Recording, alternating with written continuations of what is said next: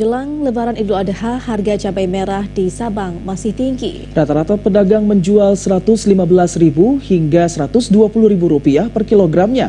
Pedagang belum bisa memastikan kapan harga cabai merah akan turun. Sepekan menjelang Idul Adha 1443 Hijriah, harga cabai merah di Sabang masih tinggi. Harga cabai merah di sejumlah pasar mencapai Rp120.000 per kilogram. Menurut para pedagang, harga ini sudah bertahan sejak seminggu terakhir. Salah seorang pedagang di kawasan Gampung Kuta Ateh, Kota Sabang, Al-Kausar mengungkapkan pihaknya belum bisa memastikan kapan harga cabai merah ini akan turun. Dirinya menambahkan kendati demikian pasokan cabai merah dari Banda Aceh dan Aceh Besar selama ini masih lancar. Pedagang tetap memesan dalam jumlah besar yaitu hingga 40 kg untuk memenuhi kebutuhan konsumen.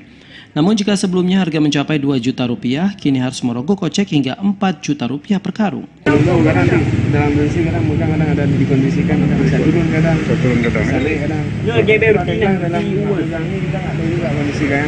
Kadang ada kondisi tergantung kadang jadi di sana. Kalau dulu kan sekilo berapa dek?